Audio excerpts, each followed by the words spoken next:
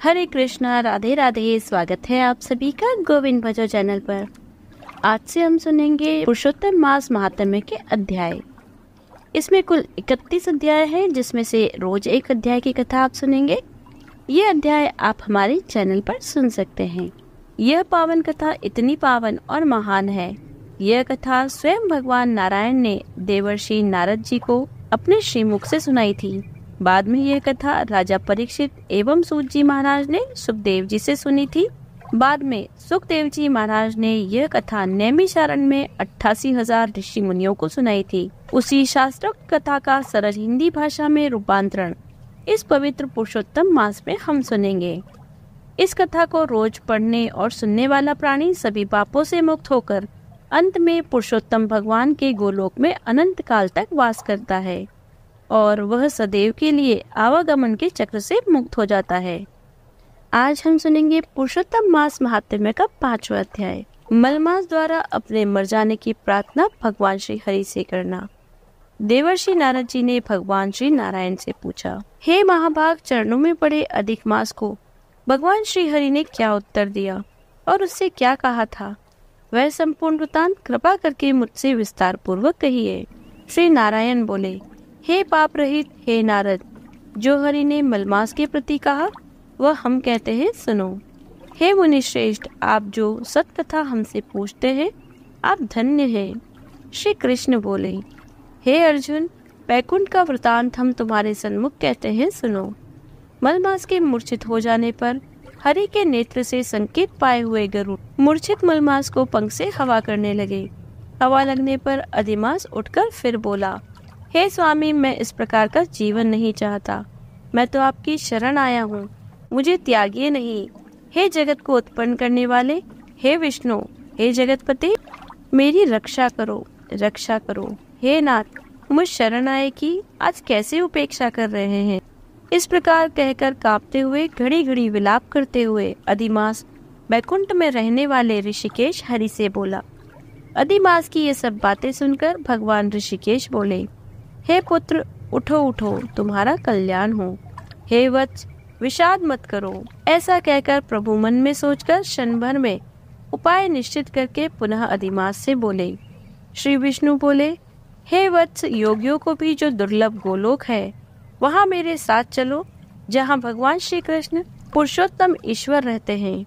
गोपियों के समुदाय के मध्य में स्थित 2 भुजा वाले, मुरली को धारण किए हुए, नवीन मेघ के समान श्याम, लाल कमल के सदृश नेत्रों वाले, शरद पूर्णिमा के चंद्रमा के समान अति सुंदर मुख वाले, करोड़ों कामदेव के लावण्य की मनोहर लीला के धाम, पीतांबर को धारण किए हुए, माला पहने, वनमाला से विभूषित, उत्तम रत्नमाला भरण धारण किए, प्रेम के भूषण, भक्तों के ऊपर दया करने वाले, चंदन चर्चित सर्वांग, कस्तूरी और केसर से युक्त, वक्षस्थल में श्रीवत्स चिन्ह से शोभित, कौस्तुभ मणि से विराजित, श्रेष्ठ से श्रेष्ठ रत्नों के सार से रचित किरीट वाले, कुंडलों से प्रकाशमान, रत्नों के सिंहासन पर बैठे हुए, पार्षदों से घिरे हुए जो है वही पुराण पुरुषोत्तम पर ब्रह्म है।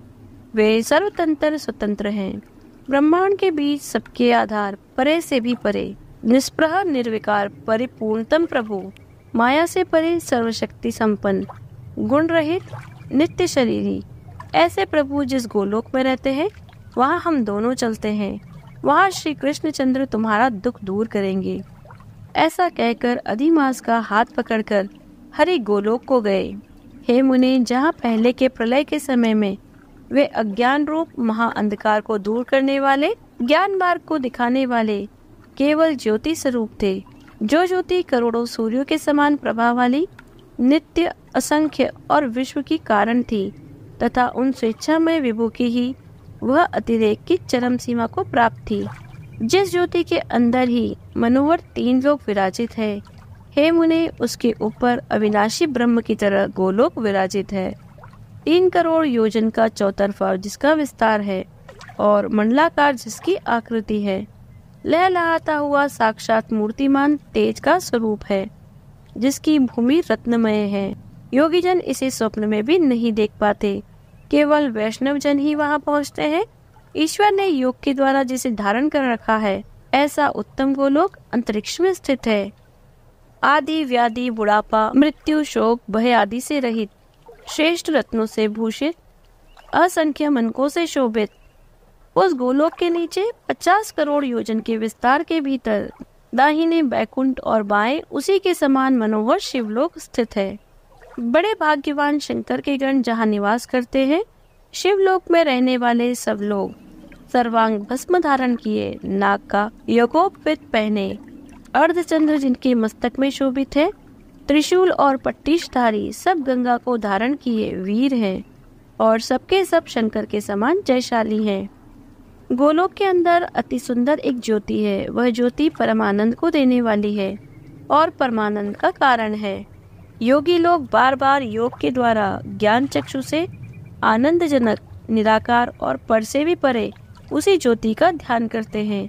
उस ज्योति के अंदर अत्यंत सुंदर एक रूप है जो कि नील कमल के पत्तों के समान श्याम, लाल कमल के समान नेत्र वाले, करोड़ों शरद पूर्णिमा के चंद्र के समान शोभायमान मुख वाले, करोड़ों कामदेव के समान सौंदर्य की लीला का सुंदर धाम, 2 भुजा वाले, मुरली हाथ में लिए, मंदहासी युक्त पीतांबर धारण किए, श्री वत्स चिन्ह से सुशोभित वृक्षस्थल वाले, कौस्तुभ मणि से सुशोभित, करोड़ों उत्तम रत्नों से जटित चमचमाते किरीट और कुंडल को धारण किए, रत्न के सिंहासन पर विराजमान, वनमाला से सुशोभित, वही श्री कृष्ण नाम वाले पूर्ण परब्रह्म है।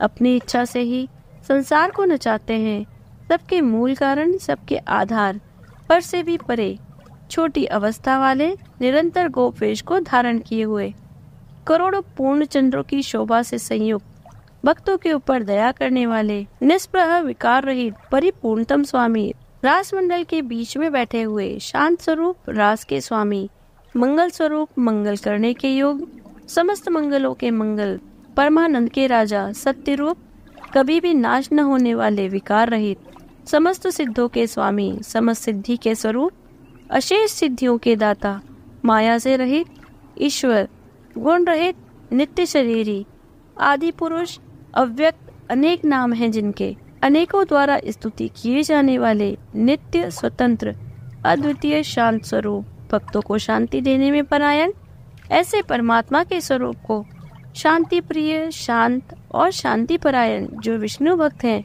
वे ध्यान करते हैं। इस प्रकार के स्वरूप वाले भगवान कहे जाने वाले वही एक आनंद कंद श्री कृष्ण चंद्र हैं। ऐसा कहकर सत्य स्वरूप भगवान विष्णु अधिमास को साथ लेकर शीघ्र ही पर ब्रह्म युक्त गोलोक में पहुँचे। सूत जी बोले, ऐसा कहकर सत्क्रिया को ग्रहण किए हुए नारद मुनि के चुप हो जाने पर आनंद सागर पुरुषोत्तम से विविध प्रकार की नई कथाओं को सुनने की इच्छा रखने वाले नारद मुनि उत्कंठा पूर्वक बोले। यहाँ पुरुषोत्तम मास महात्म्य का 5वां अध्याय समाप्त होता है। यदि आपको वीडियो अच्छी लगी हो तो लाइक कीजिए, ज्यादा से ज्यादा शेयर कीजिए। आप अपने विचार हमें कमेंट कर सकते हैं। यदि आप चैनल पर नए हैं तो चैनल को सब्सक्राइब कर लीजिए, बेल आइकन को प्रेस कर दीजिए जिससे आने वाले नए वीडियोस की नोटिफिकेशन आपको मिलती रहे। यदि आपने पुरुषोत्तम मास महात्म्य के पिछले अध्याय को अब तक नहीं सुना है तो डिस्क्रिप्शन में उनका लिंक दिया हुआ है, आप वहां जाकर सुन सकते हैं। मिलती हूँ आपसे अगले वीडियो में, तब तक बने रहिए गोविंद भजो चैनल पर। हरे कृष्णा, राधे राधे।